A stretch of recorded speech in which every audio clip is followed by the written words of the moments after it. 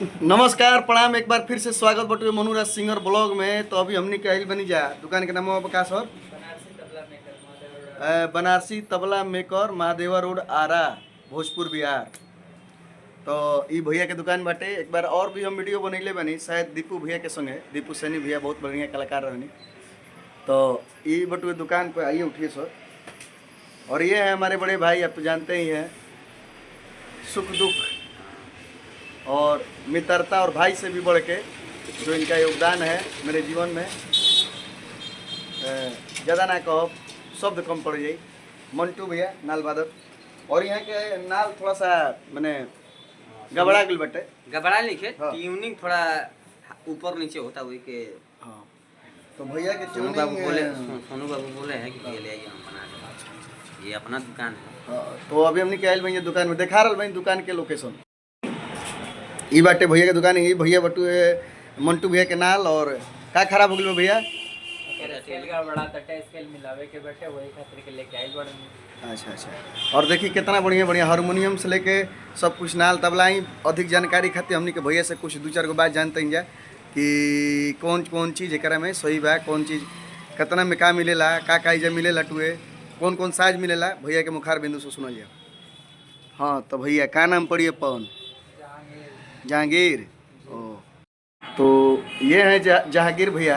और तो भैया ये जे का मैंने बाद में का मिलेला? नाल, ढोलक, हारमोनियम, तबला, जो भी वादक संबंधित जो भी सामान बाटे सब अपने के उपलब्ध बाटे। अच्छा अच्छा। जो भी रुआ अगर ना रहल तो ओकरा खातिर ऑर्डर करके अगर रुआ समय दे तो ऑर्डर पे रुआ के मिल भी सकता। अच्छा अच्छा। का मैंने ज़्यादा ही काची के काम होला? ज्यादातर मेन हमार जो मतलब मुख्य जो मतलब पहचान बाटे वो तबला से बाटे। अच्छा, तबला बजाइला, लेकिन नाल तबला मृदंग भी रख लेबे न? सब चीज ई रहल रुआ। ये देखो मृदंग बाटे, हाँ। ई तबला के सेट हो गइल, हाँ। इने ढोलक बाटे, हाँ।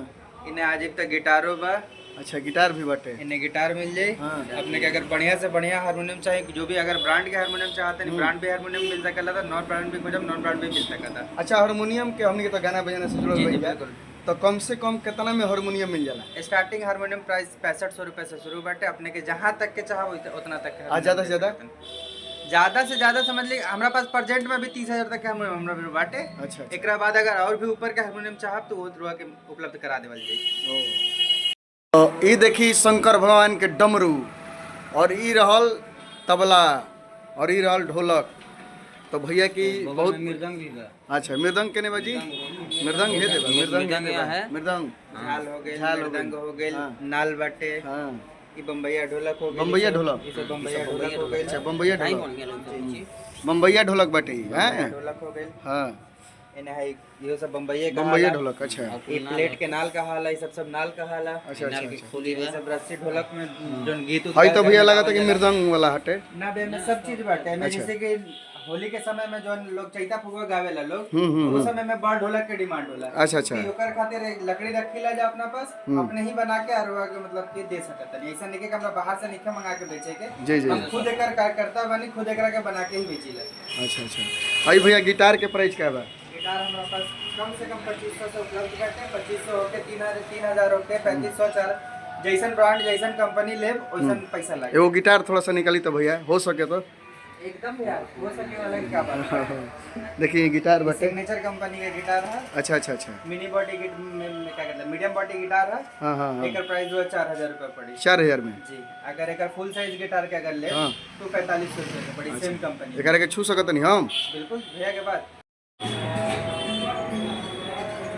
वहाँ पे नहीं, वहाँ पे गोला वाला में रहता है। गोला वाला में लगाइए। हम बजाइला ना, हालांकि पहली बार हम मैंने पहली बार बाकी तो देखले बनी, लेकिन बहुत बढ़िया चीज बटुए जे भी गिटार लोग सीखल चाहता है। अभी तक में 8 गिटार के हो गए नहीं।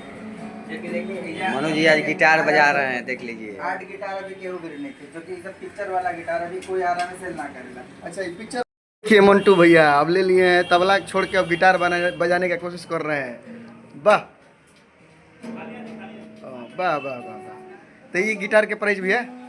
ये गिटार अपने के 8 गिटार बटे में 5000 से स्टार्ट होला। 5000 पिक्चर आर्ट वाला जो गिटार होला। अच्छा, पिक्चर में ये ज्यादा पिक्चर होला। इसे बनल बटे। ये सब टाइप के अगर पिक्चर बनल 8 गिटार एकरा कहल जाला। ये सब अगर लेब तो 5000 से स्टार्ट होता है सब। चलिए, तो ये देखिए भैया के बहुत बढ़िया दुकान बटुए महादेवा रोड आरा भोजपुर बिहार। और दुकान के नाम बनारसी तबला में तबला मेकर। और ये है आपका दुकान, देखिए बहुत बढ़िया दुकान बटुए और जेकरा सब कोई कुछ चाहिए देखिए। हाँ हमको कोई एकदम एकदम जरूर जरूर। तो नंबर भैया की इनका है, दुकान नंबर संपर्क कर लेना है। ये सब में तबला उबला हारमोनियम जो भी खराबो होला तो बनेला और ट्यूनिंग भी करे के पड़ेला, तो सब कुछ जा होला, नया भी बनेला पुरान भी बनेला, रेडीमेड सब कुछ बनेला जा। और भैया के ही नंबर बाटे दीजिए। नाम नंबर लोकेशन सब में ऐड बाटे। भैया की बनारसी तबला मेकर, नाम नंबर सब कुछ एकरा में ऐड बा। आप सब जुड़ने बहुत बहुत धन्यवाद। हमारा संगे रही मंटू भैया और ये है हमारे बड़े भाई हैं जहांगीर बनारसी। जहांगीर भैया, जो कि इनका शॉप है।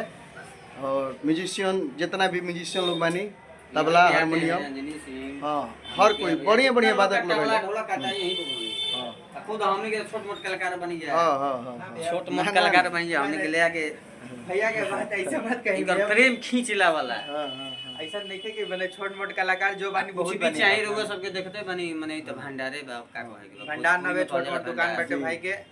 जवन चीज चाहिए मने भाई खान में। कलाकार दिल के धनी होला। हाँ बिल्कुल और आप धनी व्यक्ति हैं, बिल्कुल। कलाकार से धनी कोई आदमी नहीं नहीं है, सही बात क्योंकि है। कलाकार ही एक ऐसा इंसान है रोते को हंसा सकता है। जी बिल्कुल। सुख में भी रोता है और दुख में भी। मने नहीं, सोनू बाबू सुख में भी मने हंसता है और सुख में भी हंसता है। पहले जाएंगे नाम निकर हम जागीर ह ठीक बा। तो पुकारू नाम से हमरा मतलब लोग कि सोनू हाँ, बोले लोग, बाकी हमारे दुकान के नाम इसके से हमारा दुलरुआ जागीर हमें बा। हमार हम्म। ठीक नु चलिए बहुत बहुत धन्यवाद भैया ब्लॉग से जुड़े खातिर। ठीक बा भैया। हाँ।